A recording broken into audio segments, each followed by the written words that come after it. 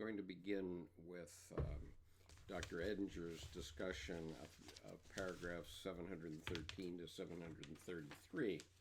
And I think there's some quite interesting points for discussion here. And the first one, I wish I knew, let's see.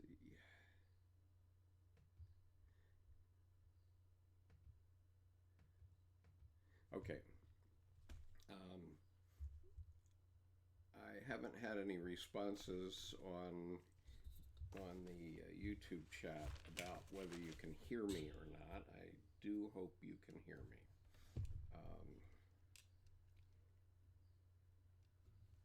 And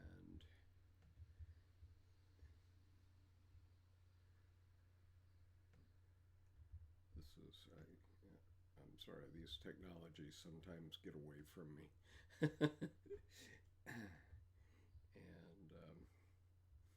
And okay, so I'm on the second to last page, page 6 of last week's notes. So I'm talking about the commentary in Dr. Edinger's book, Transformation of the God Image. And I'm particularly talking about apocalyptic dreams because Dr. Edinger's point is that these days everyone has apocalyptic dreams, but at the time of the book of Revelation, John of Patmos, who was talking about his revelation, didn't know that. And so Revelation turns out to be the activation of the collective unconscious, according to Dr. Edinger and Dr. Jung. And so I'm going to read for you a modern apocalyptic dream. Before I do that, I just mention that on my way back home this morning, I was listening to Walter Isaacson's biography of Leonardo da Vinci, and he was talking about an apocalyptic dream that Leonardo da Vinci had. It seems that Leonardo, when he was a young man in the area around da Vinci, went down into a cave, and there he found a huge fossil of a whale, believe it or not, a fossilized whale. And that encounter with that whale constellated in Leonardo many apocalyptic dreams and visions throughout his lifetime. So I just thought that was an interesting synchronicity that I would hear that today. Okay, so Miles can hear me. That's wonderful. And Stephanie, welcome. Nice to have you here. Okay, so I'm going to start by reading this vivid dream by one of Dr. Edinger's analysans. It's called The Paradise Bomb Shelter. And so here's the dream. We were in a room which was somewhere between being a bomb shelter and a fortified inner city of an ancient holy town, such as Acre or Jerusalem. The walls were foursquare, and between the wall and the room or the building, there was a corridor of air, something like an overgrown, encircling apartment house air shaft, a buffer region, a no man's land. And in this room, privileged company sat, crouching, waiting until we hear the terrible explosion of the bomb descending on the outer world. It happens, and in the din and the shaking take over, then they recede. We have been told that so long as we stay inside the walls and so long as we don't open the huge bronze doors, everything within the shelter will remain free from radiation and fallout, and there will be no death by contamination. A group of 5 of us, feeling our hermetically sealed room as itself fated and being filled with curiosity to see the ruined outer world, We run to the doors anyway and proceed to pull them open. That is, 4 of them do. I lose my nerve at the end. I lose my nerve at the end and fall back to watch from a distance while the others proceed. Finally, with difficulty and great creaking noise, the great bronze doors open, and as they do, they let in light, burning, blinding,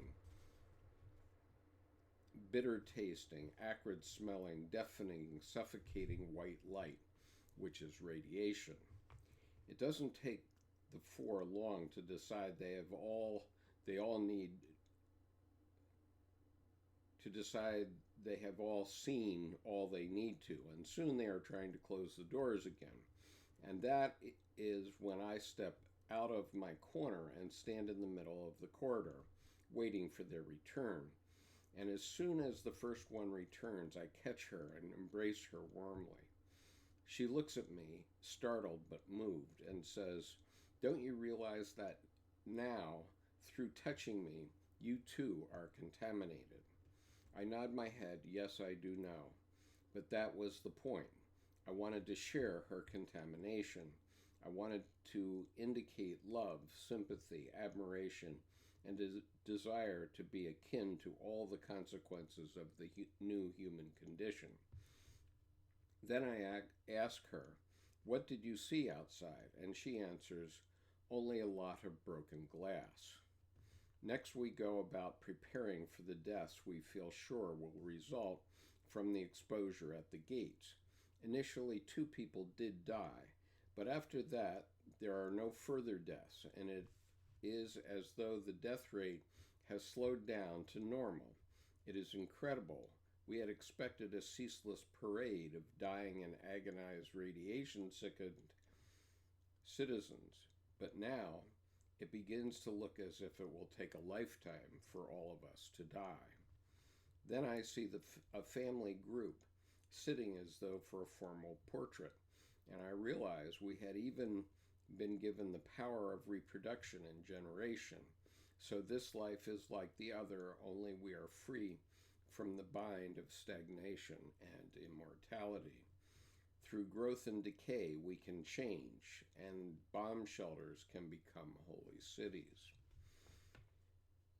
That's the end of the dream. Edinger comments, "Well, I'm not going to offer my interpretation of that dream.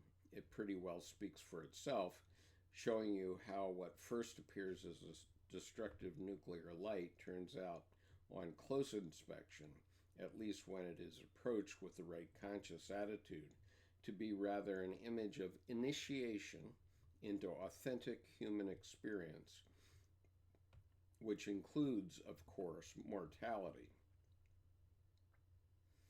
Okay, so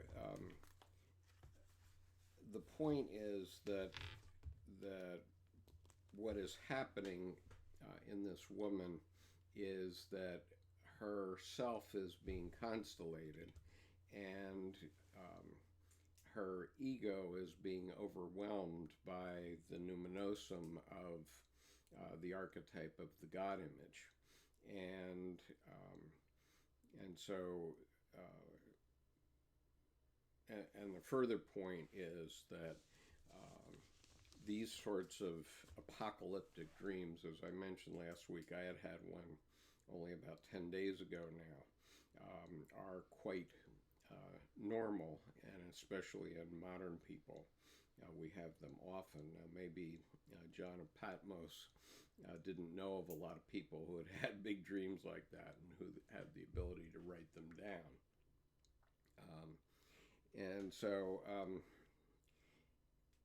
anyway, the point about the Paradise Bomb Shelter is it's an initiation into authentic human experience, which includes mortality. The self, an instrument of the two-edged sword, symbol of logos. In my dream, I had a dream that included the bladed sun. Do I have that? Okay, yeah, I do. So here's a image that Dr. Edinger put out, and notice the blades in the light coming out of the God image here. And of course, here's the double-edged sword here. And this is Christ of the Apocalypse in this Albert Dürer woodblock. And in my dream, I had a similar God image, and it was followed by a beautiful sun woman, as I had mentioned. But anyway, the sharp-edged instruments are the instruments which divide, and the Logos at that time was insufficiently conscious, so people were living a much more instinctual life at that time. And the Logos came along and brought rationality into human life at that time, at least for the Jews of that time. And so the next point that Dr. Edinger was making is that every collective entity, which includes any group of individuals, has one particular collective theme.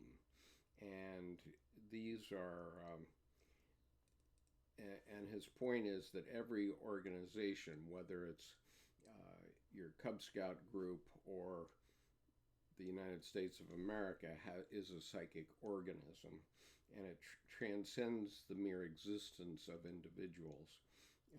We are cells in the organism, and so we all need to think about that, because that's a big issue for us these days, and what our organism is, whether it's healthy or not. The next point, which appears on page 107 of, let's see, okay, I do have that on the screen, of Transformation of the God Image, is the archetype of the chair. And this reference goes back to the vision of Ezekiel, which came along about probably 500 years before John of Patmos had his revelation dream. And in that dream, God was sitting on a mighty chair. And so it's from this archetype. Now, a lot of people don't understand that a chair can be archetypal, but even the analyst chair is an archetype. And he commented about the fact that many analysts, Jungian analysts, tend to speak ex cathedra, which he's rather critical about, because obviously if you're speaking ex cathedra like I am, which is I don't have people to interact with me verbally here, just on chat, so therefore I have to speak more or less in a lecture format here, and so I guess for the purposes of this conversation, I'm sitting on the chair, and so chairs, the chairman, that type of language refers to someone who's leading a group, I guess. And Miles says, you may have said it too, but Professor Robert Jensen, University of Texas, said apocalyptic just means the unveiling, so it does not mean disaster or destruction, I think you mean. It would be good.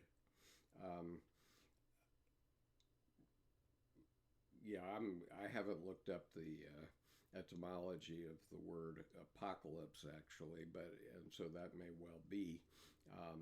What Dr. Edinger says is it's not necessarily bad, and what he's emphasizing here is this is an experience that John of Patmos had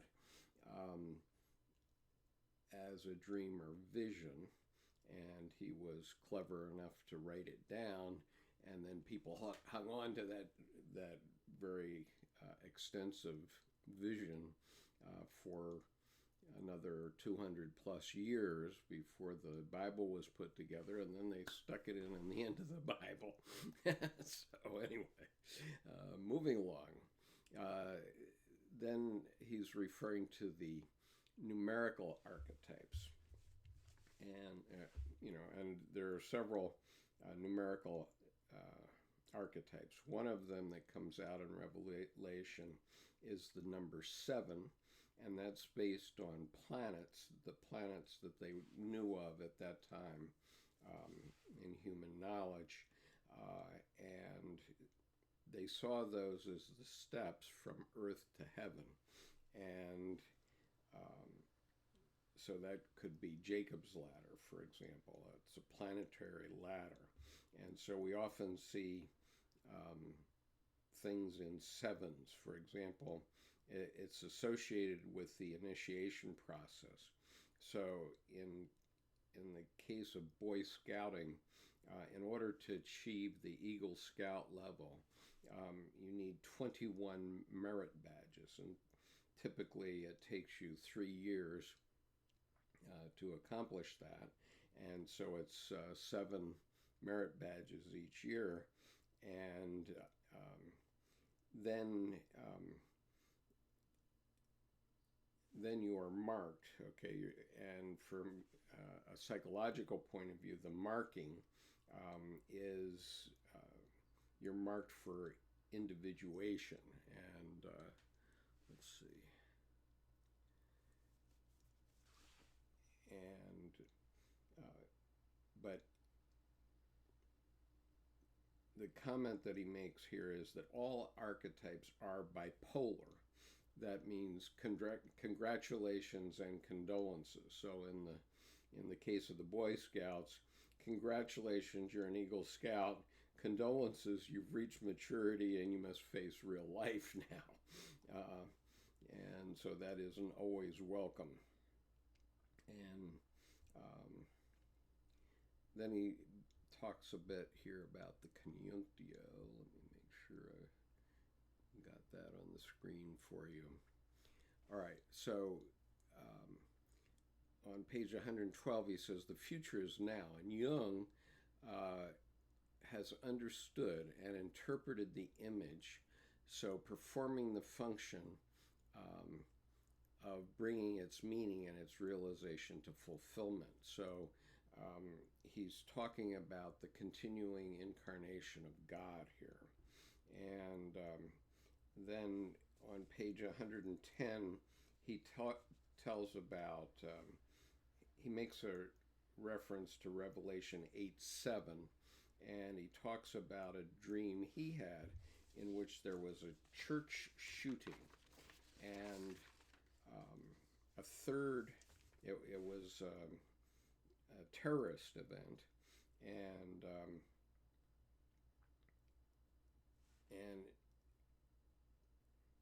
it means it means an assault on the ego. And so one of the other issues for numbering here is 4 is considered wholeness, or the quaternity, the eternity number, and babies, when they're born, have latent wholeness, and then that gradually gets attacked by things in 3s, and so that's the device of 3 number. I'm taking their word for this because I'm not a psychoanalyst, and so I'm not trying to analyze anybody with respect to this. And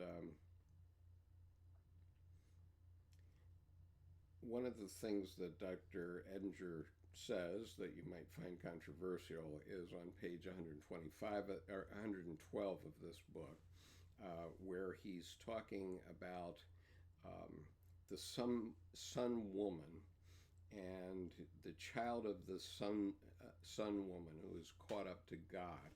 And obviously the sun woman in this case is Sophia, and she's the consort of Yahweh, if you will.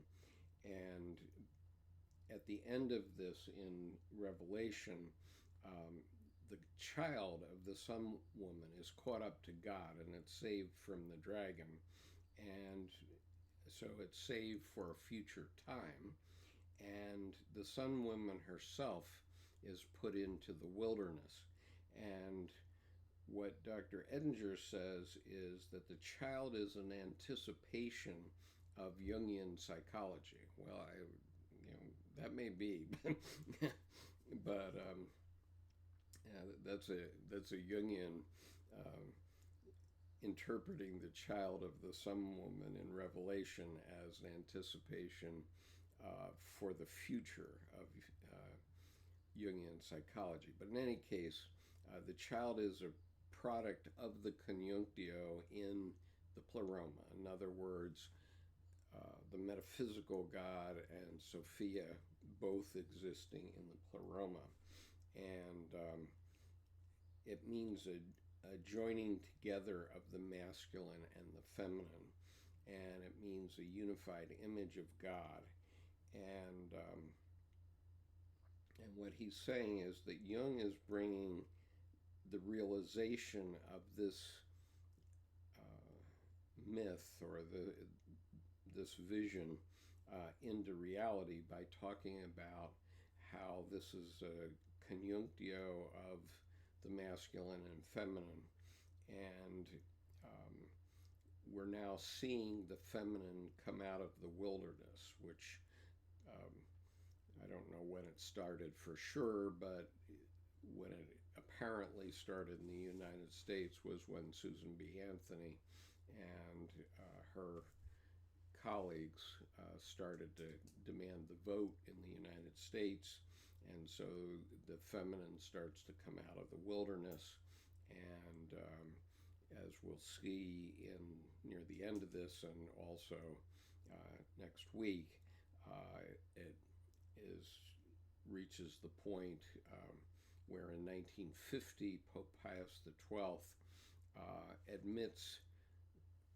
Mary, the Virgin Mary, to the heavenly bedchamber.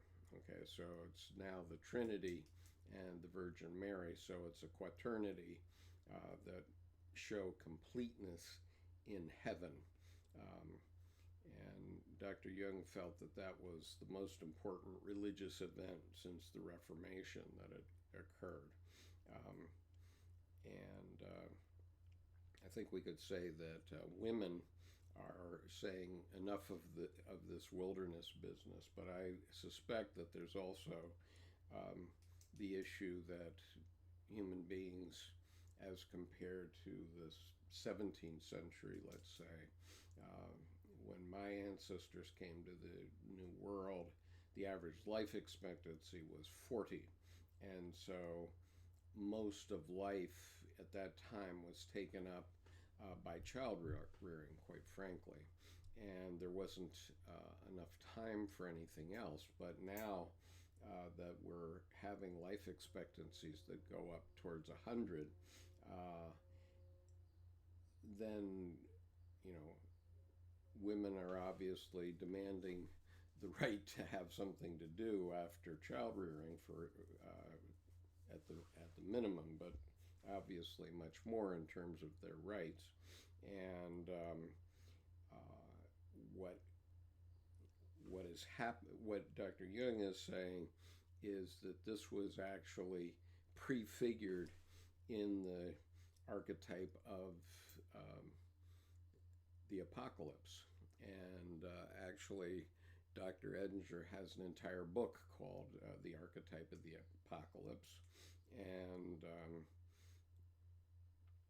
he also, in Ego and Archetype, talks heavily about the archetype of the apocalypse and how things are getting stirred up so that they can reform in another way, because the Christian eon has been driven by logos. Okay, so what these gentlemen were saying at that time is that there was not much rationality in the ancient world in 2,000 years ago and before.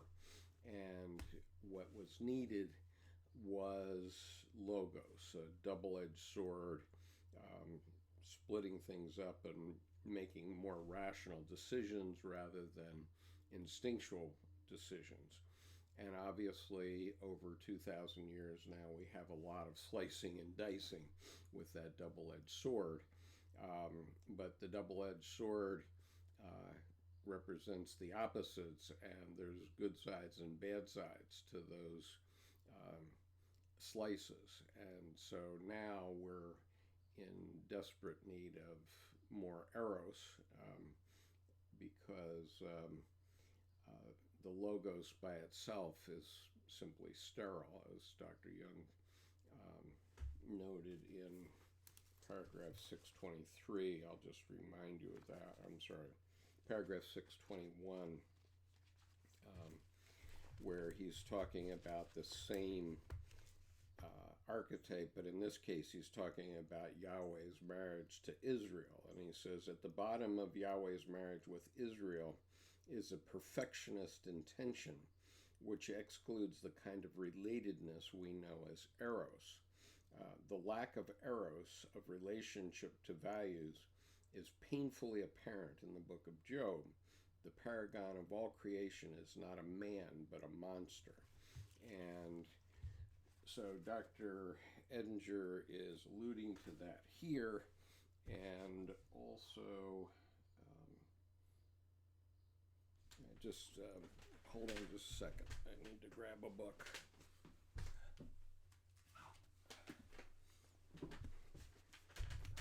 Okay, so I'll just take a look at Civilization and Transition. This is volume 10 of the collected works, and I'm looking at an essay called Woman in Europe by Dr. Jung, which was dated 1927.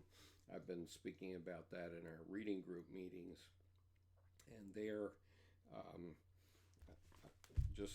I'll just quickly read to you this last paragraph of this essay, which, mind you, this is after World War I, when millions of men were killed in the trenches, and he's talking about the indirect way that women work, but in any case, he explains himself. The indirect method of woman is dangerous, for it can hopelessly compromise her aim. That is why she longs for greater consciousness, which would enable her to name her goal and give it meaning, and thus escape the blind dynamism of nature. In any other age, it would have been the prevailing religion that showed her where her ultimate goal lay. But today, religion leads back to the Middle Ages, back to that soul-destroying unrelatedness from which came all the fearful barbarities of war. Too much soul is reserved for God, too little for man. But God himself cannot flourish if man's soul is starved. The feminine psyche responds to this hunger, for it is the function of eros to unite what logos has sundered. The woman of today is faced with a tremendous cultural task. Perhaps it will be the dawn of a new era. And so he was prefiguring the more active role of the feminine. And I guess my point is that this psychology professor at the University of Toronto, Jordan Peterson, he is performing an important role because we have many unfathered men in the world today, not only in the United States and Canada, but throughout the world. And those young men need guidance. And so, in a sense, Jordan Peterson is providing them with the logos, but he's somehow misleading people into thinking that logos is all there is. That isn't the case. Logos leads to a dead end if that's all there is. And so the logos splits things up. So in the ancient world, where everything was pretty instinctual, Logos came in with rationality and started to slice and dice things.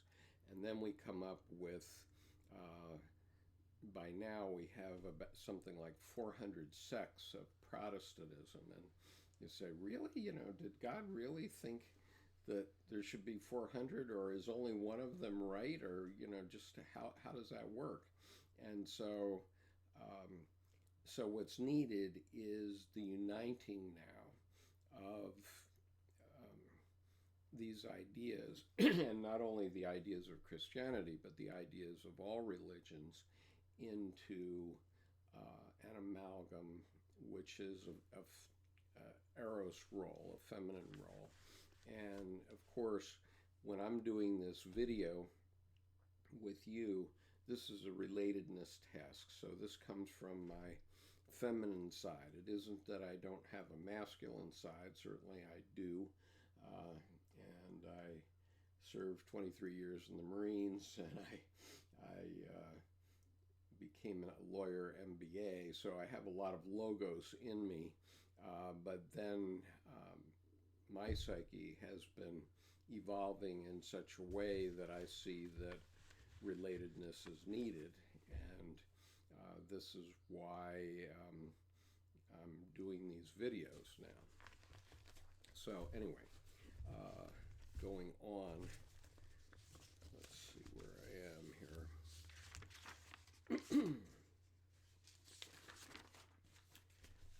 Okay, so I'm going to go on to paragraphs 734 to 747 now.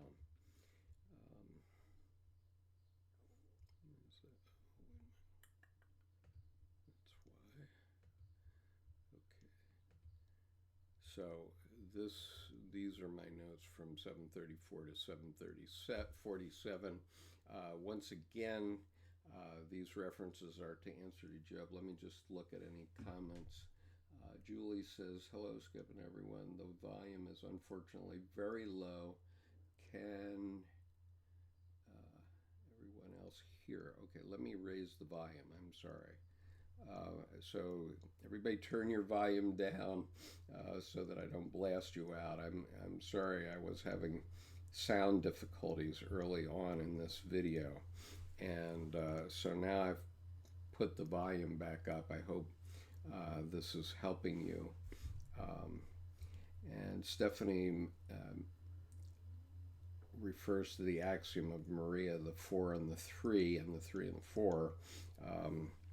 And I don't remember it off the top of my head exactly, but it's something like 1 becomes 2. I think of that as man and wife, and then 2 become 3. That becomes a child, and then that becomes a 4th thing, which is the family, and that then becomes a 1 again. So now we're back to the single entity again. I hope that's a fair rendition of the axiom of Maria, but you can look it up online. Just put axiom of Maria into Google. So Miles says, just had a bad dream. What if a mistake in communication caused by autocorrect causes World War III? Okay, well, I'm not much. That would be tragic, it seems. And yeah, Miles says someone types lunch and it goes out as lunch. I think those archetypal visions like that, Miles, were a little bit more sophisticated than that today.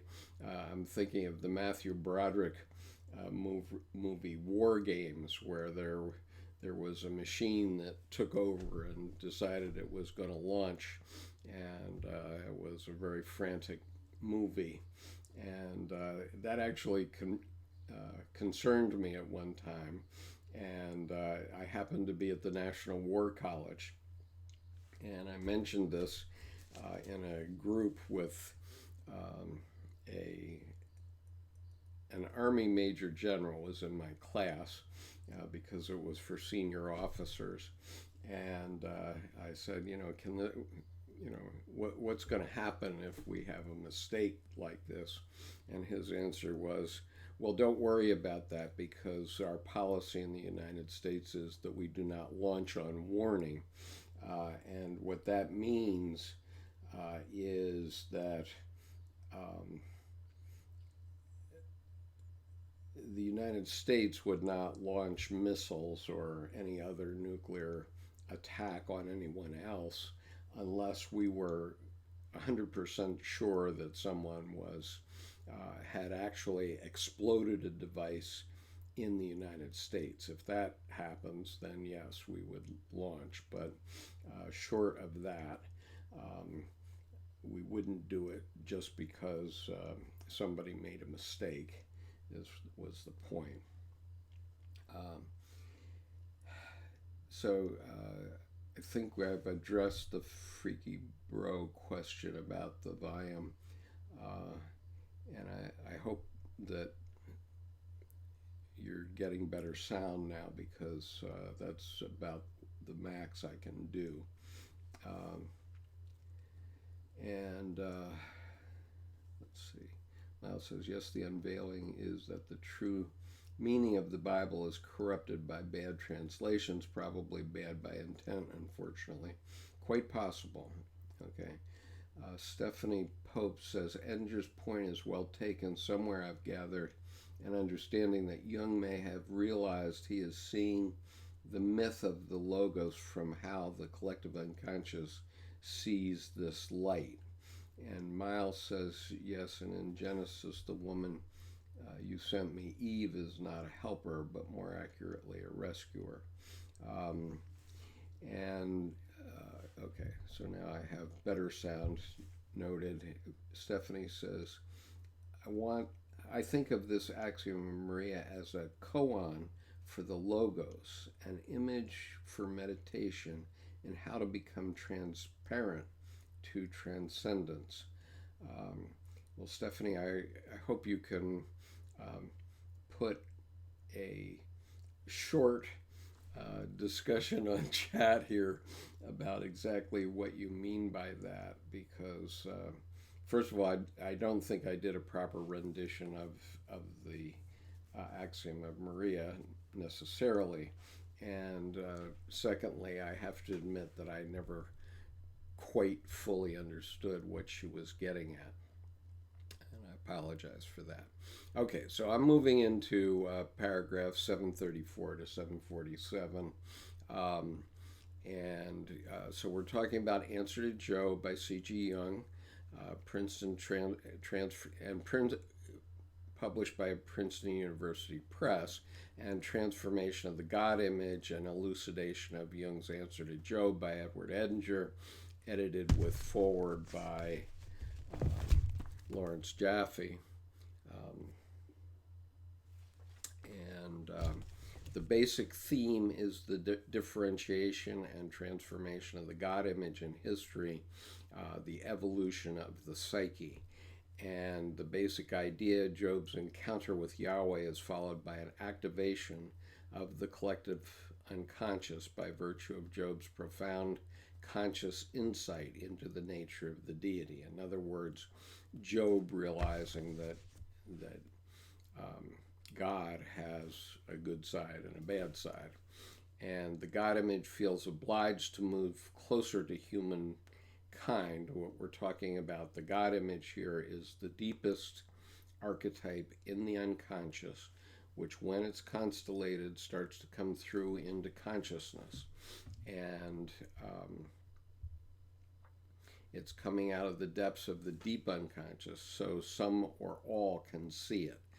And so what we're seeing in Job and John of Patmos here in Revelation is now actually seeing that. Also Ezekiel and Daniel and many others that were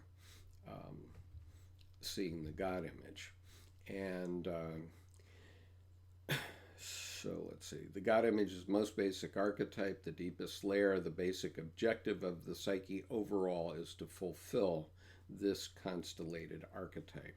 Now, one thing for those who may not be fully familiar with Dr. Jung's work, when archetypes are constellated, they're going to play through into consciousness all the way through. And in the process of what Dr. Jung was saying, he discovered the reality of the self, the God image. It's also called the transpersonal self, and that's the deepest unconscious archetype. And so when that gets constellated, then it's going to play through, and we're going to get everything. All right, so we have to remember now, paragraph 734, Dr. Jung was writing in the early days of the Cold War, when apocalyptic terrors were palpably close. He died before the Cuban Missile Crisis. He comments about his worry about a herostratic head.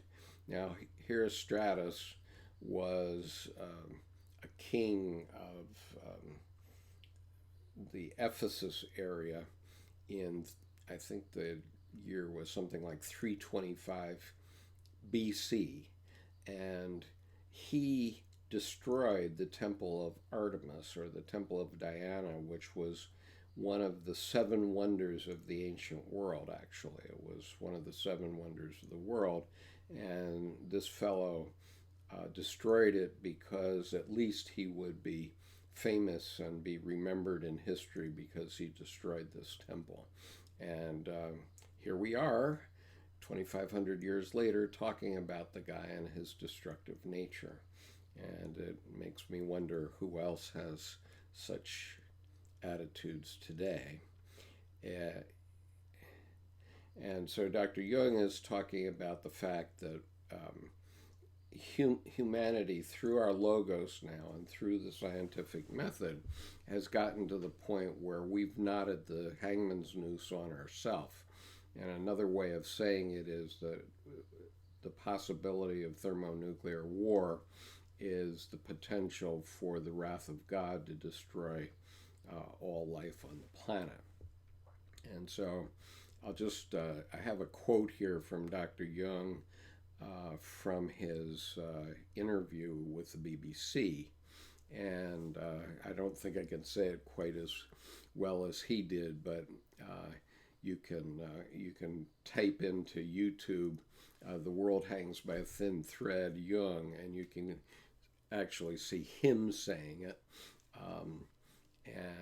But I'll read it to you here.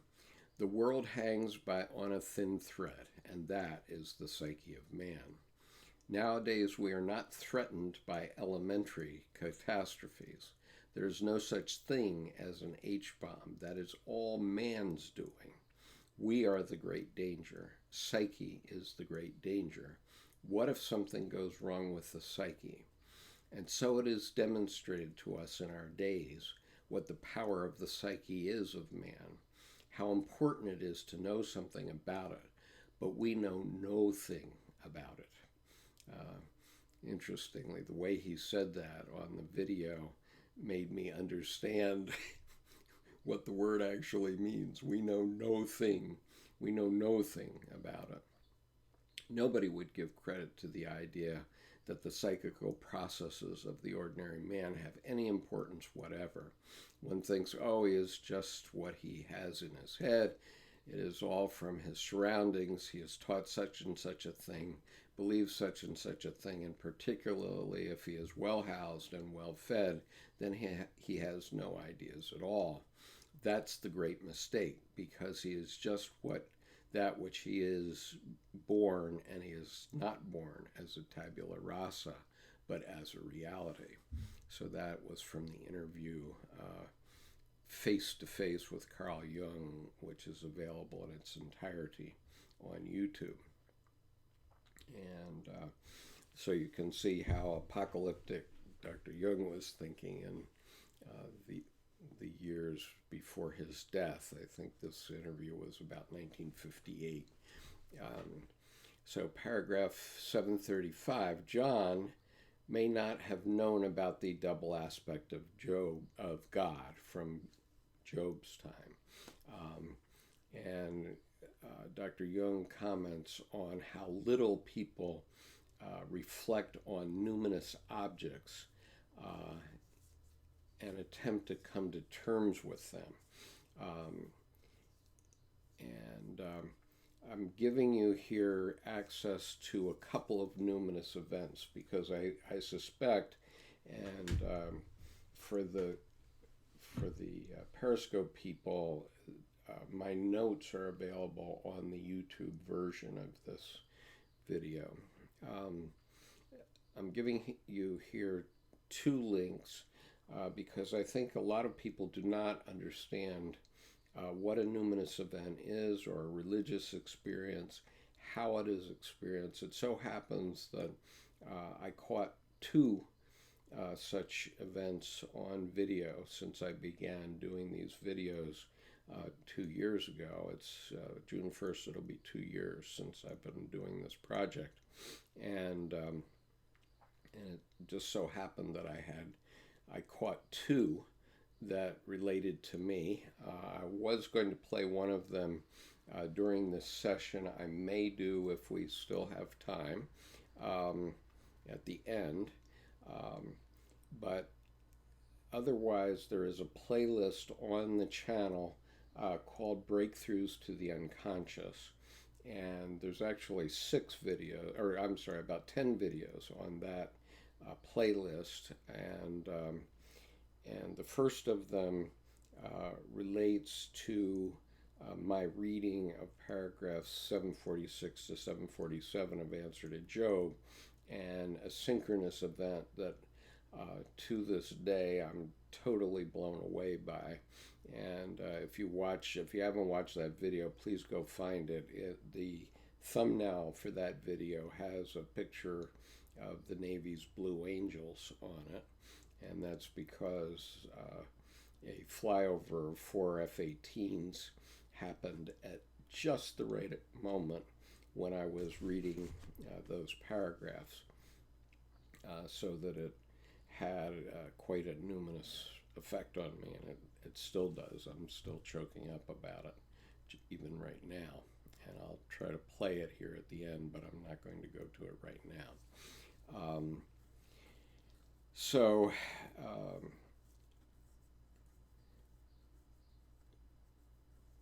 When we have things of belief, it involves our affectivity, so it's difficult to have absolute objectivity about things. So, I can be emotional about my event with the flyover of the jets, and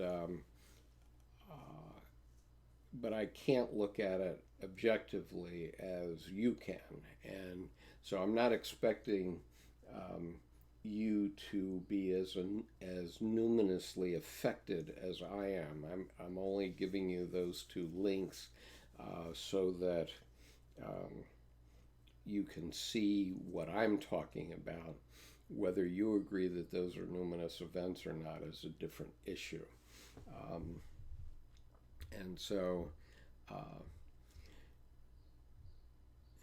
let's see. So anyway, Dr. Jung was saying doubt is felt to be very disagreeable. Preference is not to analyze an object of belief, no belief. And so the same is true for atheists or agnostics. They don't want to analyze their position either because they don't want to admit their deficit. And they find it hard to admit numinosity. But one thing I would urge upon you is to look for the video on our channel about Bill Wilson and Alcoholics Anonymous, because Bill Wilson did have,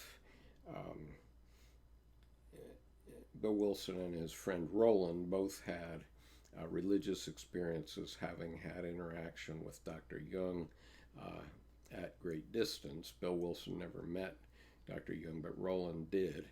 And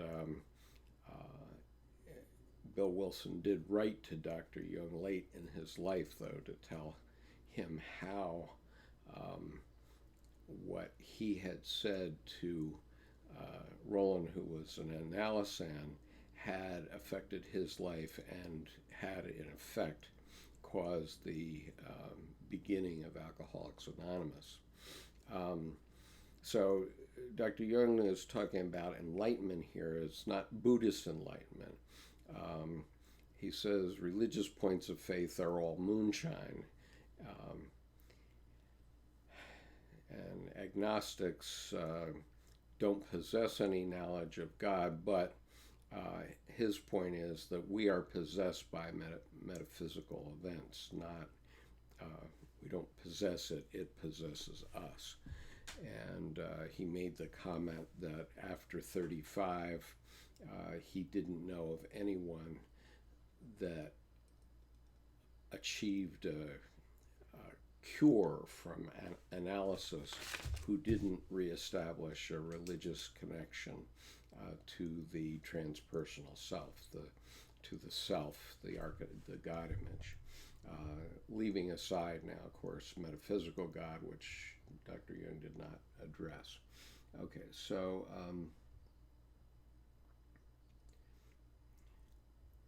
let's see. Miles says, oh, okay, I got that one. Okay, I guess I've gotten those comments already. So, moving on now.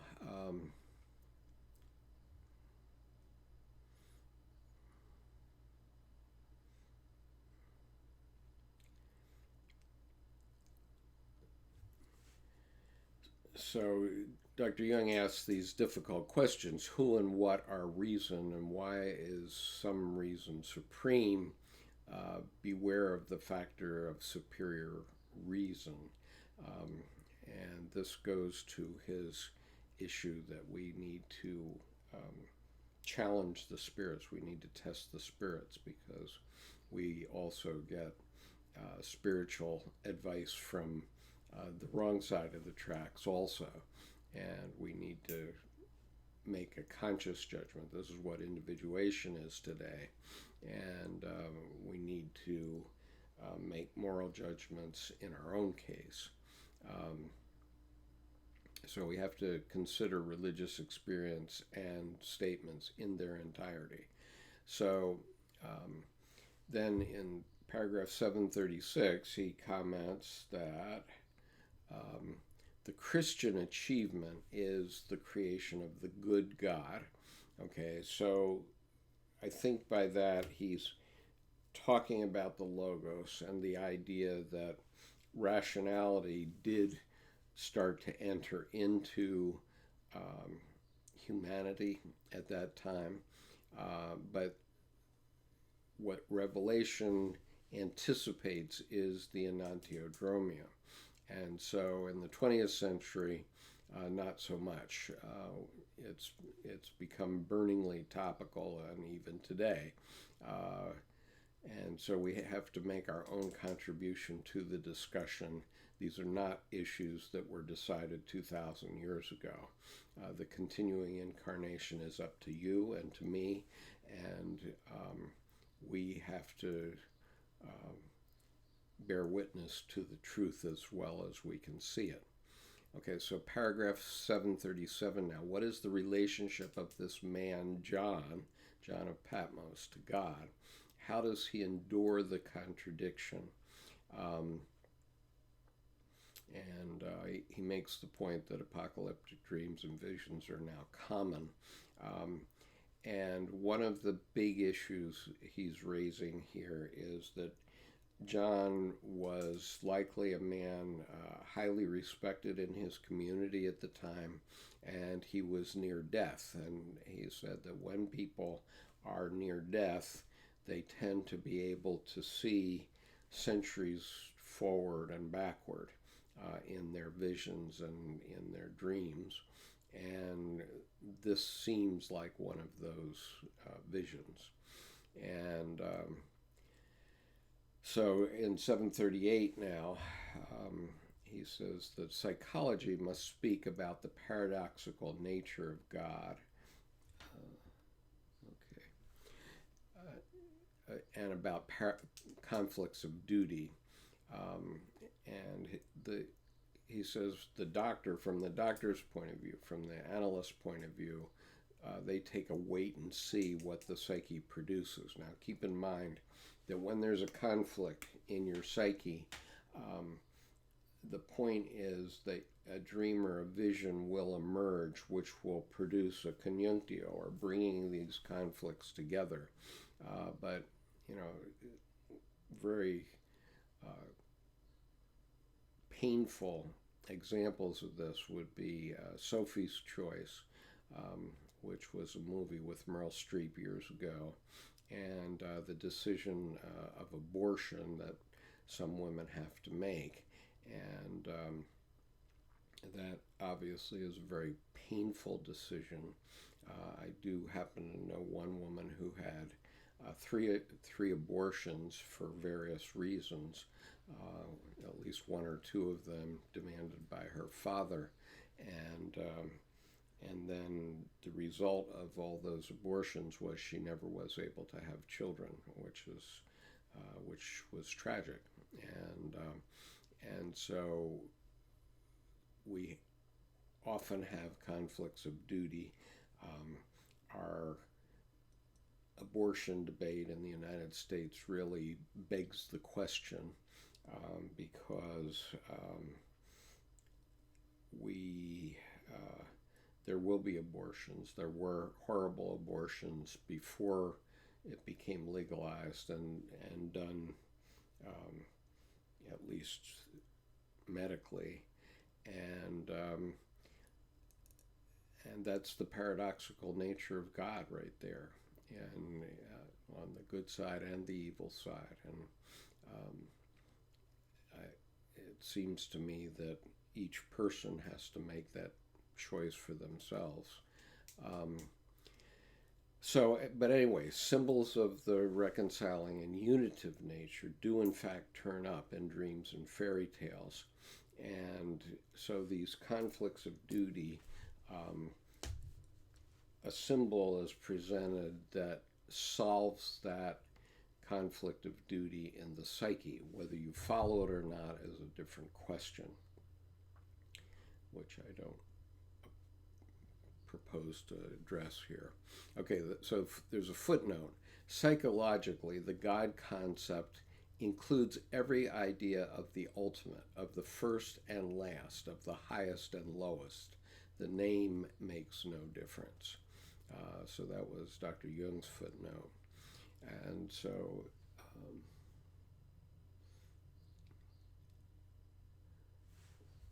let's see, I'm going to look over at some of these comments now. Stephanie's made a number. Stephanie says, the problem of the logos in narrative is that it thinks it is God. God is a trinity. Logos can't represent the entirety of a people's psychic or image potencies. The psyche of nature and nature of psyche is reflected in the image of the feminine. Voice axiom as 4. Okay, and she goes on, it is my sense that, seen archetypally, one must change modes, leave the rational mode for a poetic sense of mind. This is Hillman's insight, that there is a poetic basis in mind for reality. Over the last few months, Stephanie, I've come up with a slightly different way of saying that, which is that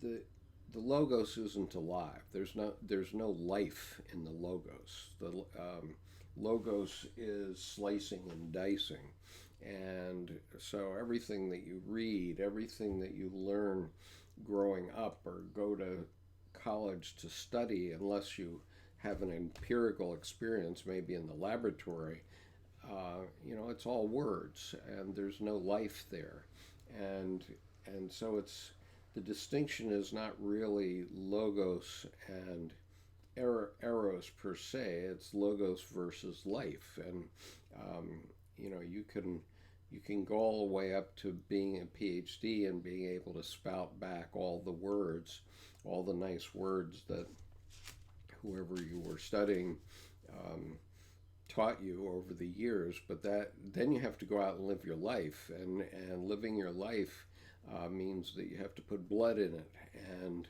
um, and what Dr. Jung found, and you're referring to here, is that through creativity, through poetry and other things, we can start to see how things relate to one another, and and there's a lot of poetry out there. So I won't read any poetry here today, um, but you can see the relatedness of things, and and that is where we're going to have new common sense emerging. Yes, we need logos. There's no doubt that we do. We use logos to educate our young and to educate ourselves. But then we have to bring experience, the experience of life, into it by some means, whether it's through poetry or through movies or through writing a novel or by even doing a video about Dr. Jung's oeuvre over YouTube. I mean, that's what I'm doing, which is a creative function. It's an experience. I'm experiencing how you are interacting with me, and I'm bringing to your attention certain ways that I think about these things, and you can then test it yourself within your own psyche to decide whether it makes sense or not. Miles says, I had a numinous experience when the hand of a suffragette named Irene Parlby struck me up aside the head. She is a statue, and I wasn't looking, and it struck my head. There's a message to me from her. that does sound numinous, Miles. Especially if you were being anti-feminist at the moment. Stephanie says, Logos is a reference for a fantasy image. Let's see. One does not have to write poetry at all.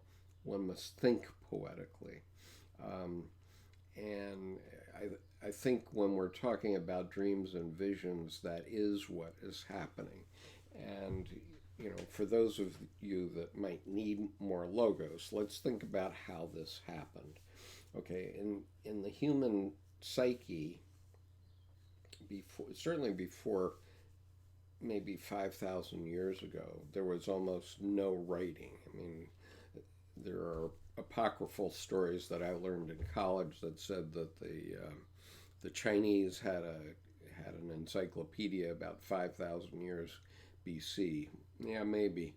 I don't know. Not many people read it, obviously, because we didn't have printing presses at that time. And so in all the millions of years before that, in every species, the psyche was presenting messages to the conscious mind of whatever creature. And so it was presenting danger. It was presenting images of danger, and that's one of the key points in Dr. Jung's oeuvre, obviously, is that we all think in images. And so you can imagine that an image of a big cat, for example, would be an image of danger. These days I get that image in the form of a police car every time I'm near a speed trap, and you've probably heard me tell that story before. But in any case, the way our psyche works is to present us with images. And even, when you're going to sleep, sometimes you'll have a start, like you feel like you're falling. You feel like you're falling out of a tree. Well, in our deep ancestry, there were great apes who were living in trees, and they had to sleep, and they had to have this reflex that if they started to fall off the branch, they would grab on. And that reflex that you feel is from that. Let's see. Right, and Stephanie says dreams and visions are poetic expressions, as is daydreaming. Yeah, absolutely. Um,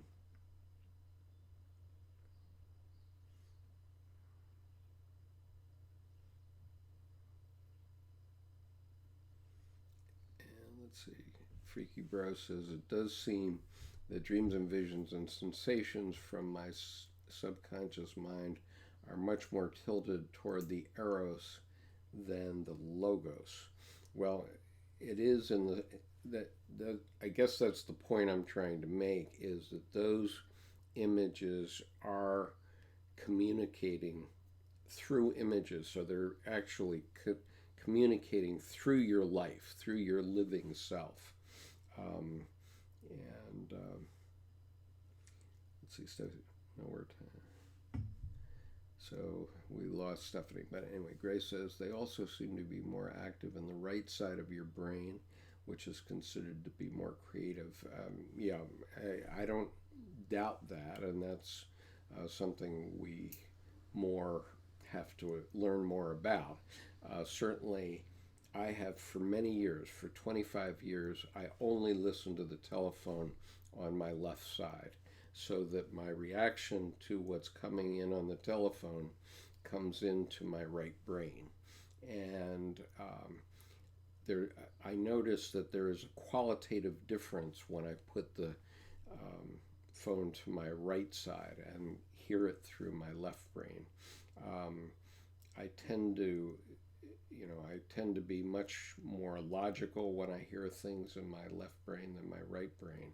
You might want to test this. I mean, I think a lot of people haven't ever noticed that, but if you ever paid attention to me over the last 25 years, you would see that I'm always putting the phone to my left ear, or if I'm even this morning I was doing it in the state of Maryland. We're not allowed to use a headset in both ears, only in one ear. And I invariably put the headset into my left ear. And I believe that that gives me more creative responsiveness to the conversation, and less logos. But I think it gives me a more holistic response to the phone call. I'm sorry about you getting caught yesterday, Freaky Bro. You need to cultivate that image that I always have. I no longer need I never needed a radar detector, because I always know. I get a vision every time there's police activity near me. Okay, moving on. Let's see.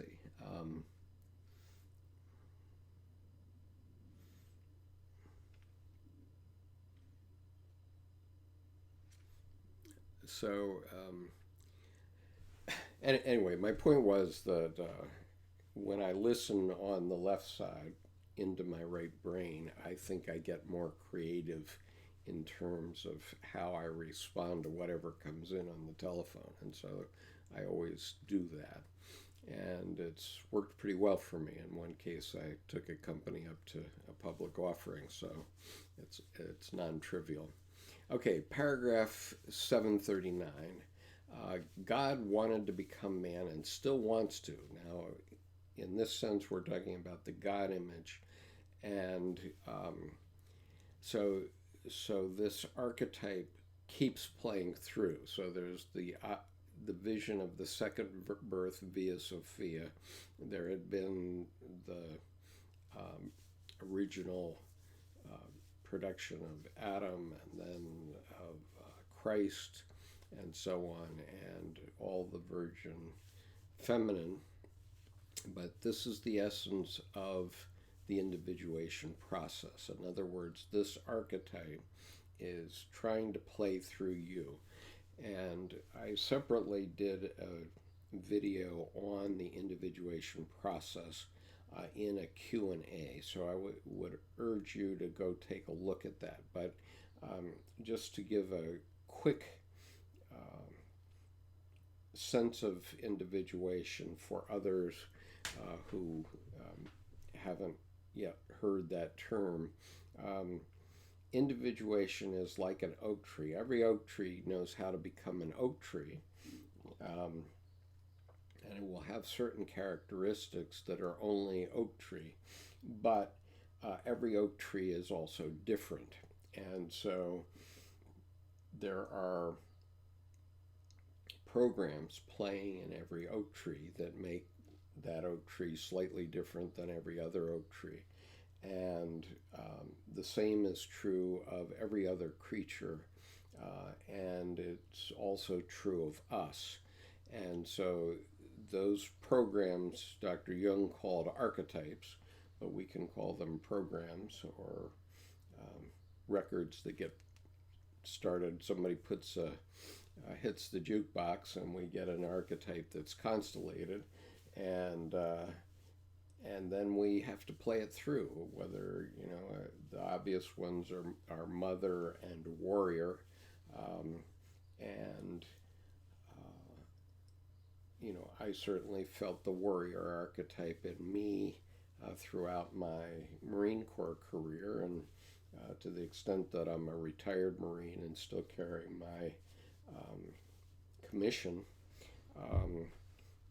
it's not done playing yet, but but fortunately I'm old enough that I probably would not be called back, but technically and legally I could be. But anyway, that program that is playing through, the most basic one is this God image, the self, and realizing the self is the essence of the individuation process. I hope that's a quick thumbnail sketch. So we need the mediation of the opposites seen in John's unconscious. The Christian view between man is the opposites are between man and God, but man always ends up on the dark side in that.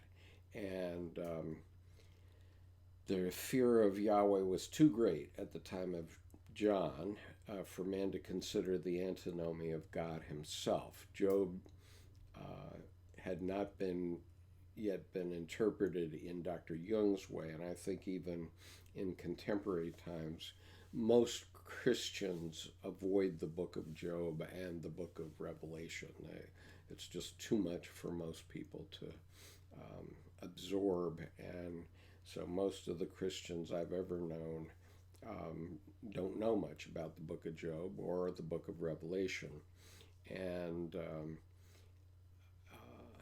so anyway, the creature is always in opposition to the creator, and so if it's God versus man. And so Dr. Jung's point is that God is trying to come through in the form of this playing through this individuation process.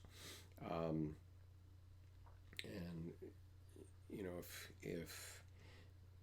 if we don't recognize the antinomy in the God image, that is the good and evil within God himself, then we end up with the cosmic and demonic grandeur and evil imputed to man. Okay, so in 740 now, the unconscious wants both to divide and to unite. God acts out of the unconscious of man. Man is forced to harmonize opposing influences. Striving for unity, man can rely on the metaphysical advocate, as Job recognized. Job wants to become man, but not quite. Or God wants to become man, but not quite. He must deal with God's dark side, and that's the expiatory self-sacrifice. In other words, when we go through individuation, it is quite painful to recognize that the evil side is there, and it is in us as well as um, in the metaphysical God, as Job was pointing out. Now let's see.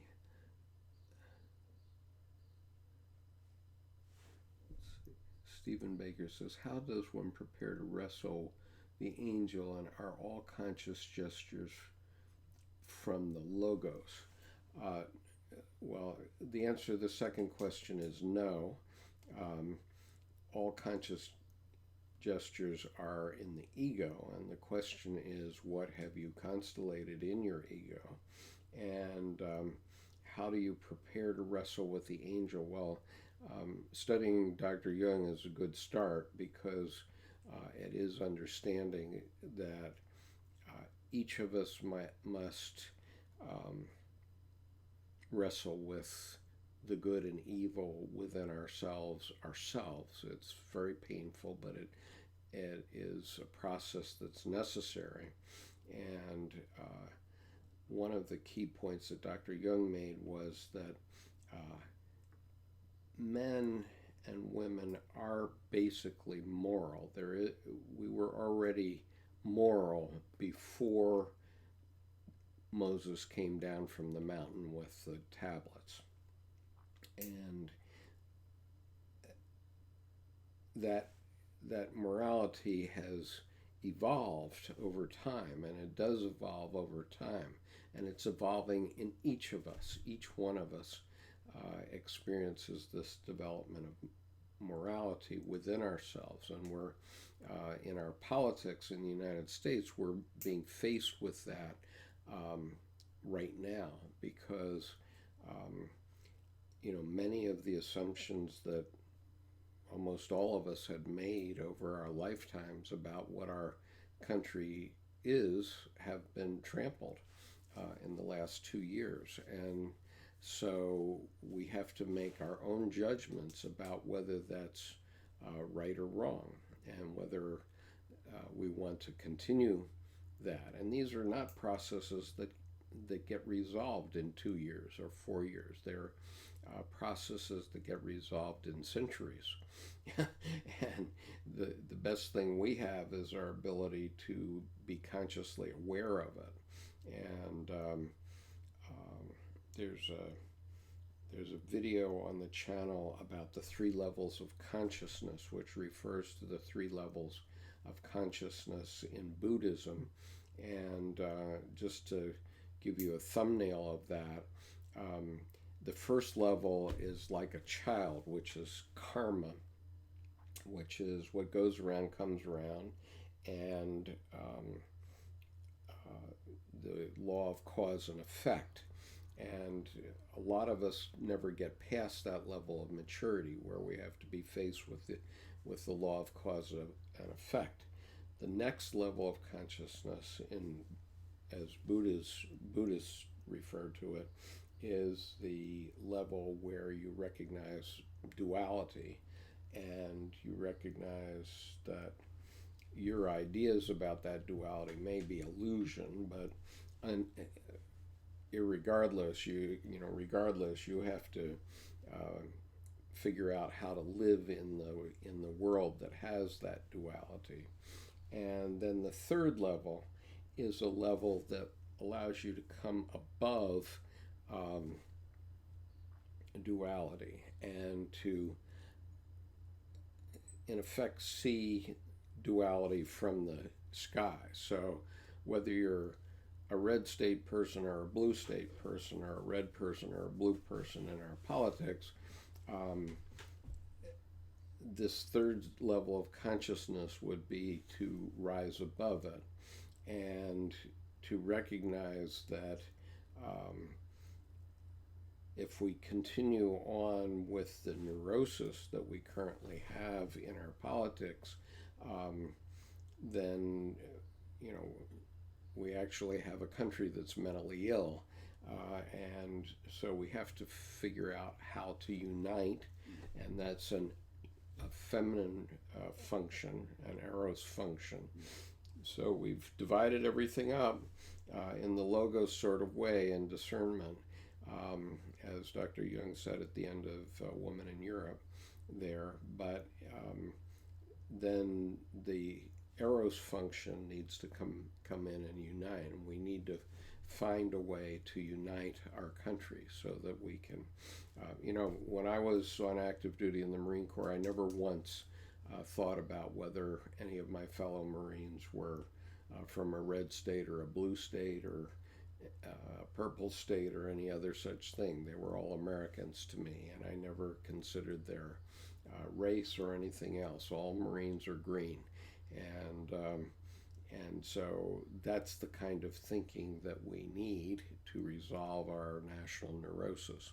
And so all Americans, I guess, are red, white, and blue or something like that. So Freaky Bro says that's the best distillation of idea individuation I've yet heard, and thank you. And Stephen says the book of Job and the book of Revelation are the only bits of the Bible that still interest me. That's good, because those are the ones that are still alive, and we're wrestling with that angel today, no doubt. Okay, moving along here. Got about 33 minutes available. Okay, so God incarnated his good side to create the most durable basis for a later assimilation of the dark side. So what Dr. Jung's interpretation is that, okay, humanity was living in this instinctual way before the time of Christ, or before, let's say, the millennium before the time of Christ. And God, or the God image, allows God to be all good, so that some of the ideas of this goodness and logos and rationality could be introduced into humanity. Obviously, it came in other religions as well. It's not that other religions are not moral. Humanity has been developing across the species, and so this is the promise of the Paraclete too, the Holy Ghost, where God becomes man, and it's the testimony to the continuing incarnation. And what Dr. Jung is saying is that God is alone in his Godhead, and that is not in a state of bliss. He must be born in the human soul, and Christ is the prototype for that development, at least of the God image. We're not talking about metaphysical God here. And so paragraph 742, all manner of good and evil can break through in us, particularly love. Sheer will for destruction is in John is not expected, but they only come up in cases of severe psychosis and criminal insanity. So what Dr. Jung is saying is that most people don't have apocalyptic dreams and visions like this. And he observed in his career that they came up sometimes in psychosis and criminal insanity, but not otherwise. And what he said is that we have a considerable mixture of darkness in us, and all we have to do is watch cable news every night to see it. And so our darkness mitigates the evil forces, but more vulnerable and less able to resist. So we're vulnerable because we don't realize that it's actually a part of God that's doing that, and it's we, in terms of the continuing incarnation, that need to make the moral decisions. And so we need more light, goodness, and moral strength, and also wisdom. And so those are the things that are being proposed at the end of Revelation. And interestingly, I'll just pull out Revelation and the epilogue to Revelation because I think there are a couple of interesting facts here. One is that we're almost at the end of the Bible now. In Revelation 22, 11 and 12, and the Bible ends at verse 21, but at 11 and 12, we basically have a definition of karma, almost exactly as it is described in Buddhism. So this is John of Patmos now speaking, but relaying his vision. Let the wicked still act wickedly, and the filthy still be filthy. The righteous must still do right, and the holy still be holy. Behold, I am coming soon. I bring with me the recompense. I will give to each according to his deeds. And so I am the Alpha, and then 13, I am the Alpha and the Omega, the first and the last, the beginning and the end. And, in my personal experience, karma does work perfectly. Any time that I feel that I've been wronged by someone, I never feel a need to act out my vengeance, because what I've often found is that the other individual has their comeuppance, and it's all often pretty nasty without me doing anything.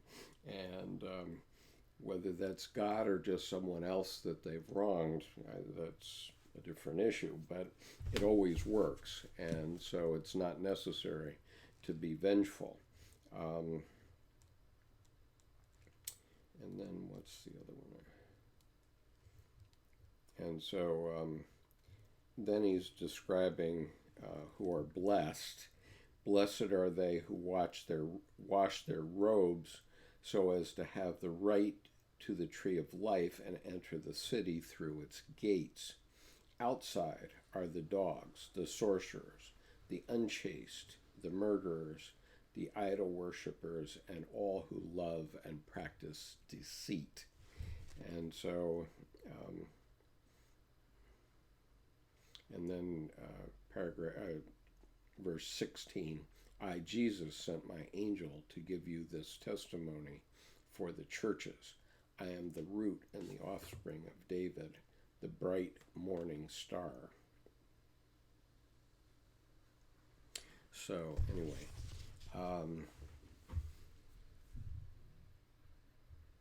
the point is that there's always going to be evil people, and it's we that have to make a decision about who's right and who's wrong.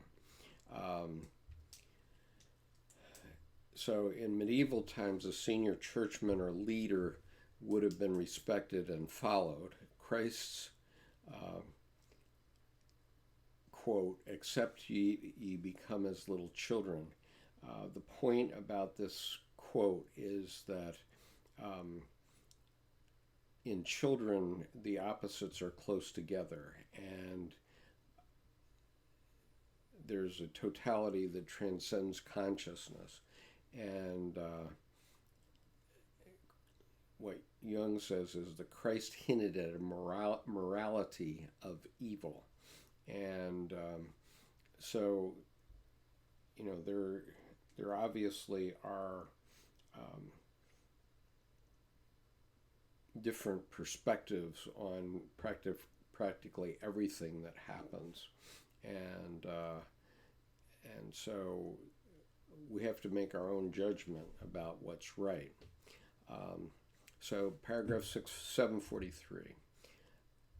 The child in the apocalyptic vision is but caught up to God. So that means it's for the future.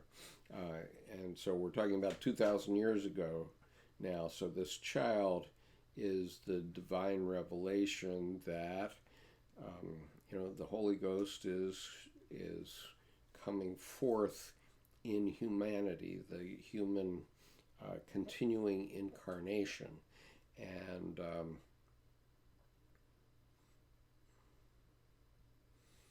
and so anyway, there were the issue for that time, for John of Patmos's time, was the issue wasn't the opposites. The issue was people were living much more instinctually, and therefore rationality needed to come, and hope for a better world needed to come, and that's what the Christian eon has presented. And so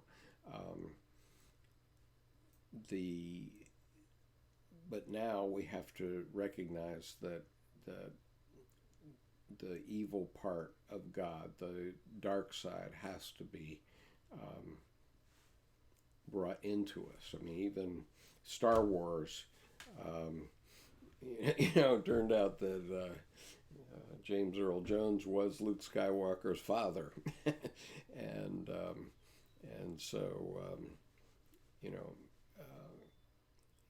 there's some of that in each one of us, and so we're at the closing of the revelation.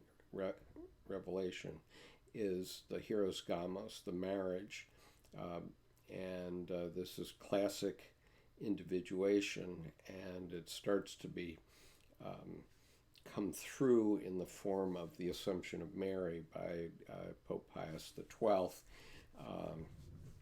At the time of Revelation, the issue was not uniting the opposites, but rather incarnation of light and good. And so that's why it happened the way it happened.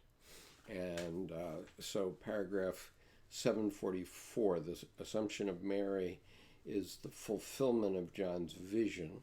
It's justified as the Sun Woman that John saw on Patmos, and his references to the marriage of the Lamb and the Old Testament reference to Sophia. So these are all archetypal things that have been repeating. In paragraph 745, everything now depends on man, immense power of destruction, and we need the help of an advocate in heaven. The image of the goal of life spontaneously produced by the unconscious. It's a dynamic process of instinct. And so one of the key points here is that this God image, whatever you want to call it, the archetype of the self, is going to play out no matter what we do. And whether a man accepts the responsibility for what he is doing or proposes to do. And this brings up the parable of the unjust steward, which is Luke 6:4, where Jesus comes upon a man who's working on the Sabbath, and he says, man, if you know what you're doing, you are blessed, but if you don't know what you're doing, you are cursed and a violator of the law. And so the point is that we all have to know what we're doing. And if we're mature enough to know what we're doing and to make the moral decisions, then we're blessed. But if we're not mature enough, then we better follow the laws that have been put down. And so his point is that the unconscious is always struggling for the light, but it fights against it as well. God wants to become man, but not quite. And so Stephen Baker says, the Book of Job, okay, then Miles says, and God is not a Christian, nor is he about exceptionalism. When he says no one comes to God except through me, the deeds are love.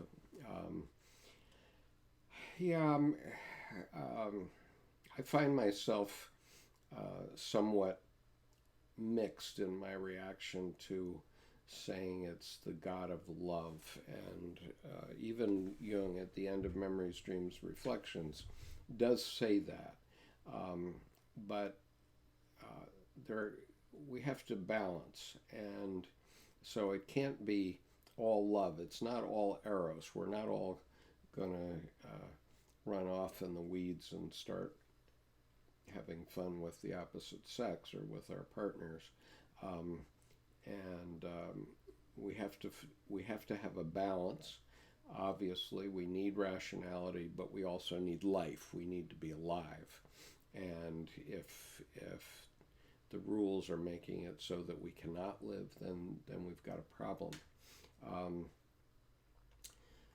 Freaky Bro says, definitely seems that the morality of evil ironically becomes a powerful force in more dogmatist, dualistic interpretation of religion, where darkness is externalized and distinguished from God and light is idolized. I think that's the point that he's making here, that these things are not outside. I mean, evil is not outside. The dark side is not outside. It's in us. So now we get up to this section where I had this numinous experience, and I'm just going to tell you about it, and you can look the video up. It's called Synchronous and Numinous Event. Occurs with integration, I think. Let me just, let's see. You have the link from before, but I don't have time to go into showing it to you, so I'm just going to tell you the correct name for it, with the expectation that you will look it up yourselves, and I'll just give you the correct name right now. Just a moment.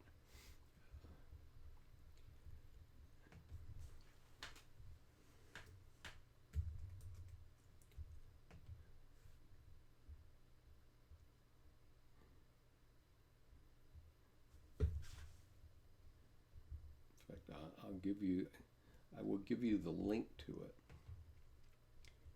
since I can do that in chat. Just a second.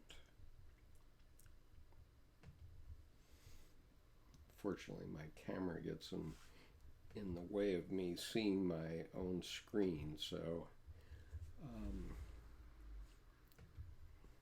all right, so here is the link, and I wish you would watch that video to see this numinous experience that I had.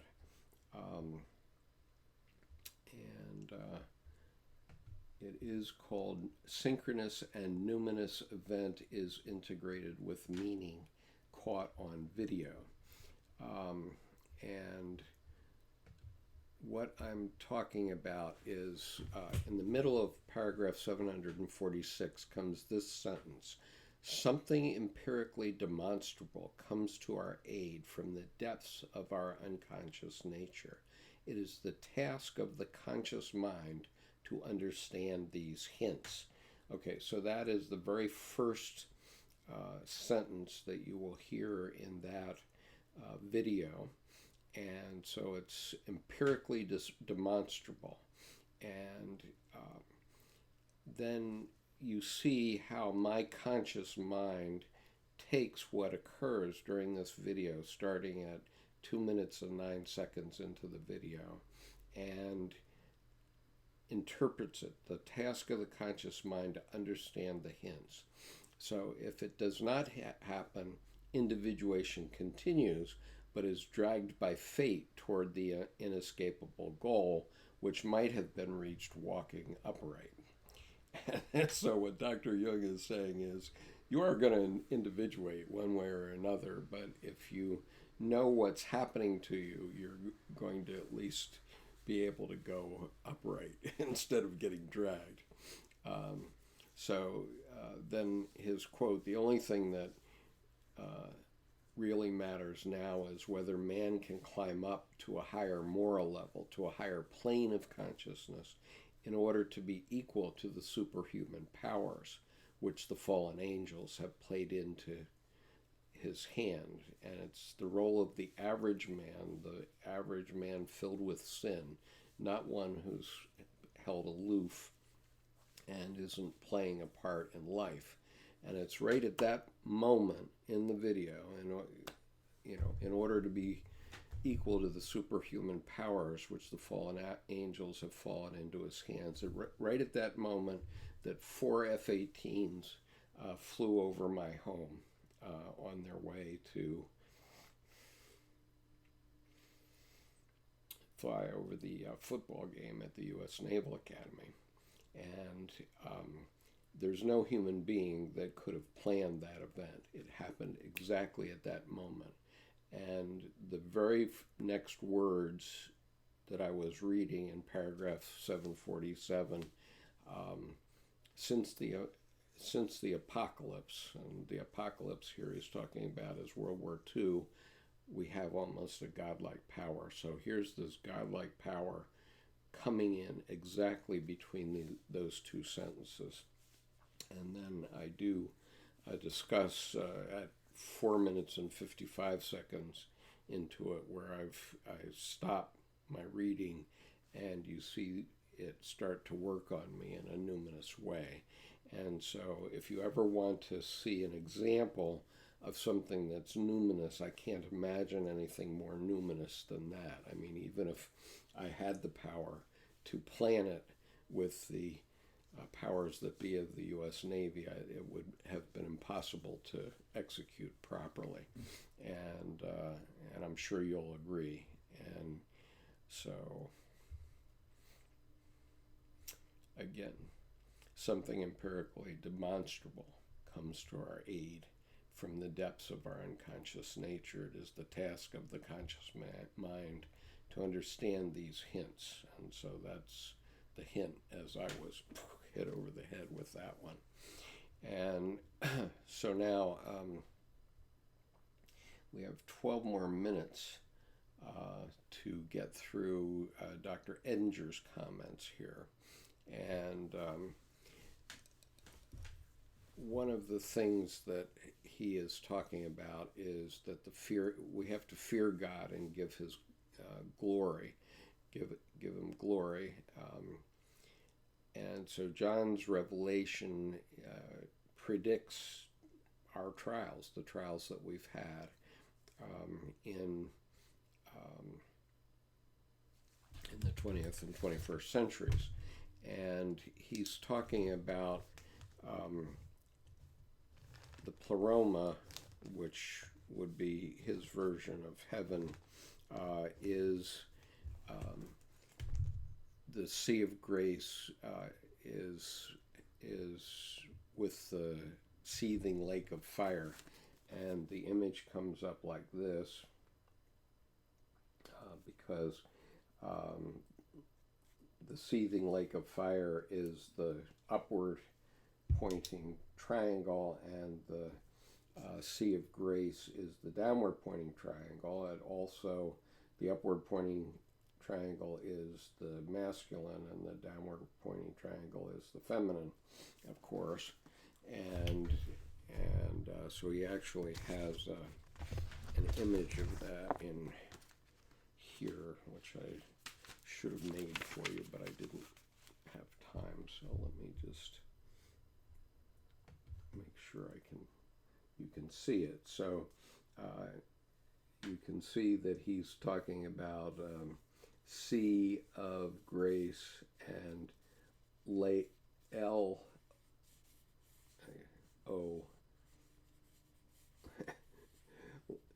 The O is in the middle. I'm having trouble doing this backwards, but the L is in the middle, and then so the upward pointing triangle is the lake of fire, and the sea of grace is the downward pointing, and so you see that it's showing fire and water, and it becomes Solomon's seal, right?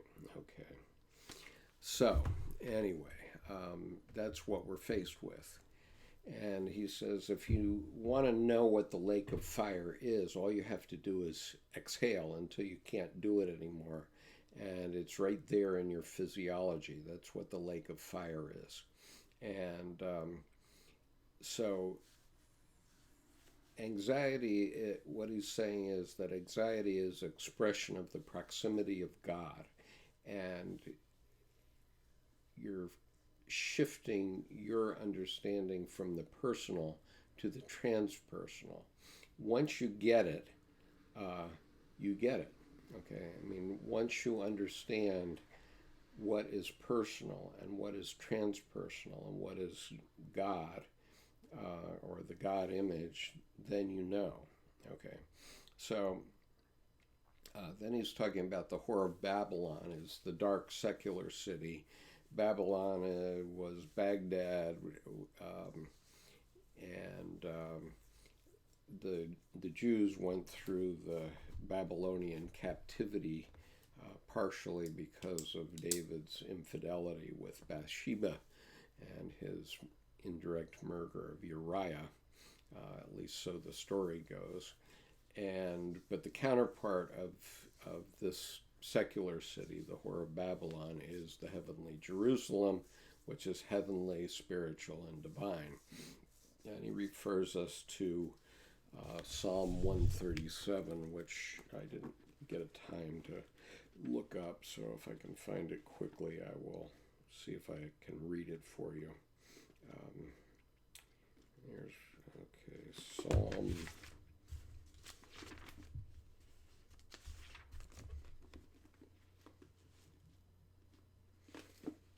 So Psalm 137 is called Sorrow and Hope in Exile. And it says, by the rivers of Babylon, where we sat weeping when we remembered Zion. And Zion is Jerusalem in this case. On the poplars in its midst, we hung up our harps. For there our captors asked us for the words of a song. Our tormentors, for joy, sing for us a song of Zion. But how could we sing a song of the Lord in a foreign land? If I forget you, Jerusalem, may my right hand forget. May my tongue stick to my palate if I do not remember you, if I do not exalt Jerusalem beyond all my delights. Remember, Lord, against Edom that day at Jerusalem. They said, level it down to its foundations. Desolate daughter Babylon, you shall be destroyed. Blessed the one who pays you back what you have done us. Blessed the one who seizes your children and smashes them against the rock. Well, you know, that's all well and good, but I think we can grow up a little bit beyond that today. And so Augustine talked about the city of God, the earthly city, which is the city of flesh, and the spiritual city, which is the spiritual city of God. And at the end of Revelation, we have the New Jerusalem coming out of the heavens. Well, that might be happening in our psyche, but it's not happening in the physical world. So psychologically, Dr. Edinger is saying the earthly city is the ego, the heavenly city is the self from a psychological point of view. And there be a total accounting. That's what this Revelation verses I read earlier are. Revelation 22, 11, and 12. You do not get away with anything. You know, karma is going to get you. That's the Christian and Buddhist version of what goes around comes around. And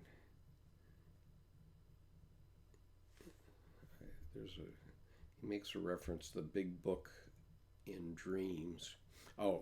Sometimes there's a big book in dreams, and that represents the final accounting. And it's the relation of the individual ego to the self. And he says, there are such things as damned souls. The more consciousness insists on its own luminous nature, and lays claim to moral authority, the more the self will appear as something dark and menacing. That's Dr. Jung's quote. Something dark in dreams, the self is not happy. John's visions are collective and archetypal forms, not personal. If they were personal, he might have been a psychotic, but they're interpreting them as collective. And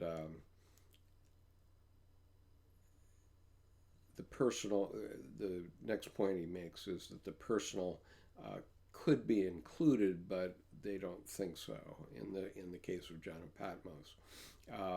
And it's a premonition of a tremendous enantiodromia that has occurred. We've observed it now, and Dr. Jung, at the time of his death, felt that we were right in the middle of it and felt that we could have a thermonuclear war. We're still not out of the woods, but hopefully we have wise leaders who will keep us out of that.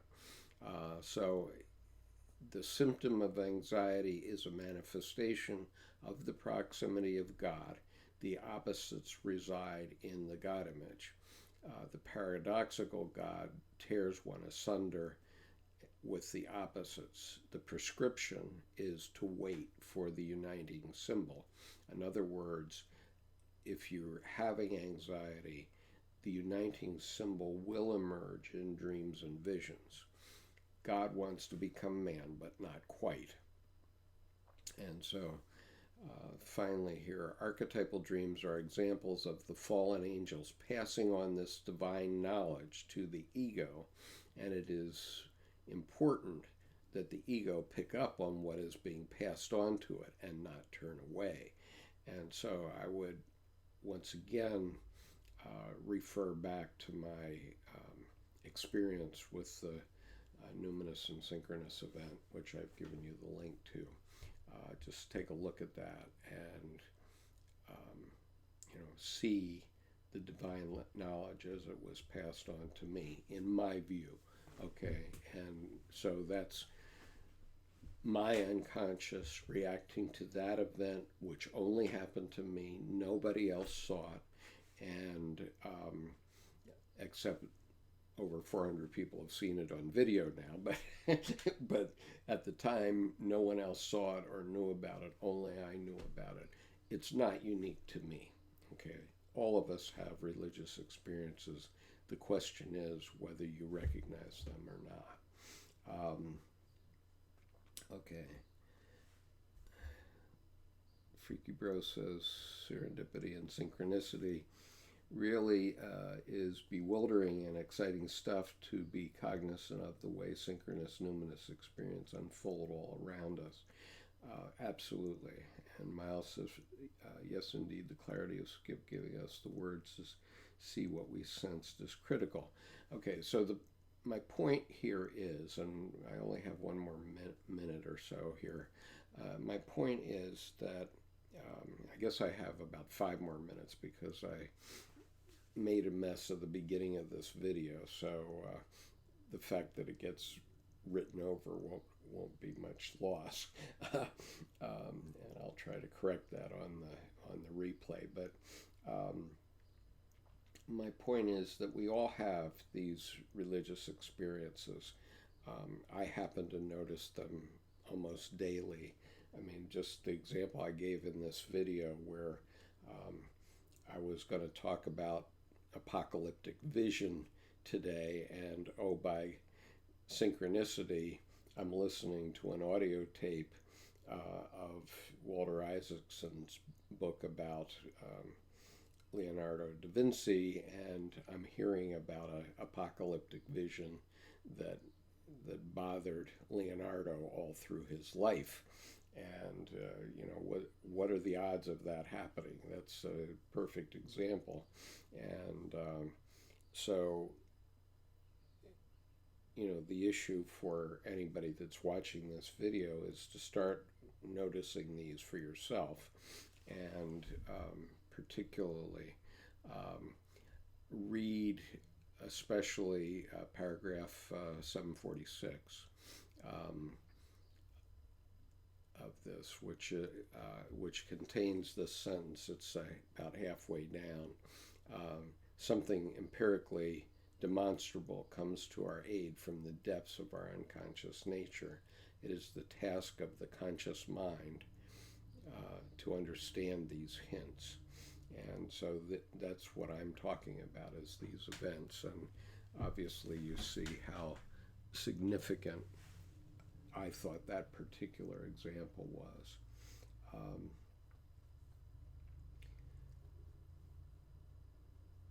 Freaky Bro says, yes, between Skip's and Peterson's navigation through Jung's ideas, this ex-atheist can no longer fall back on his rational empiricism.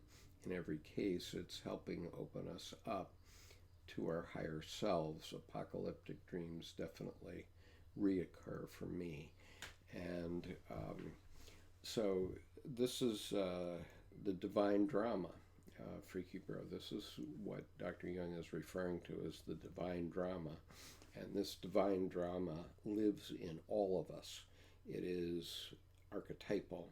And let me, if I don't make you too dizzy, I will quickly go back to the beginning here in Dr. Jung's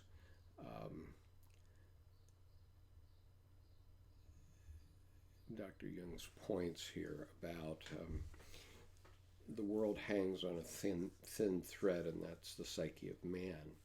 And his point that it's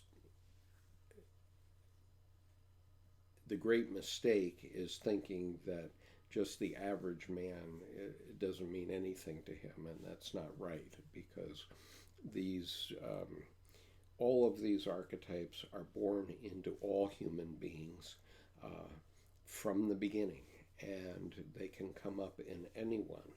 And Dr. Jung's point was that we cannot tell the difference between something that happens with the metaphysical God and our own God image, the self.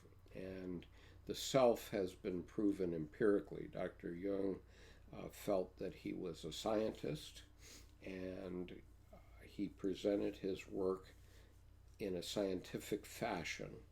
And so what he was saying here in answer to Job is that these are the things that he can point to from a scientific point of view, and they are in our psyches, and they are in all human psyches, whether they are the primitives of Africa, where he visited out on Mount Elgon, or the primitives of the American Southwest that he visited, or whatever they are. And in every religion, these archetypes appear. And so one of Dr. Edinger's points here then is that Revelation basically predicted the divine child, which is, and that divine child coming in the future, which is understanding that these things are psychological, and they're not just outside of us, they're in us. And so that was the point. Okay, so we are on the cusp of the most controversial chapters, paragraphs in Answer to Job, which I consider to be paragraphs 751 to 754. I personally had an epiphany when I read this, in fact, multiple epiphanies, which I'll talk about next week. But they're extremely powerful paragraphs, and so I urge you to read them, and they will be the topic for next Thursday at 1:30. Hopefully I'll get my sound under better control by then, and I hope you don't have too many apocalyptic dreams in the meantime. So anyway, okay, I've got to terminate in order to protect this video. And so I will put it on replay as soon as I can. I'm going to have to wait until YouTube crunches it so that I can cut out the beginning mess in it. Maybe I won't do that. Maybe I won't wait that long, but if you see it before I've cut out the first little bit, then it's because I haven't done that yet, or it hasn't been edited yet. But in any case, I will make this video available very soon, and so thank you for participating. I am enjoying doing these teachings. I hope they're useful to someone around the world, and I'm particularly honored that many of you have come back multiple times. That's a good sign. Anyway, peace. Take care.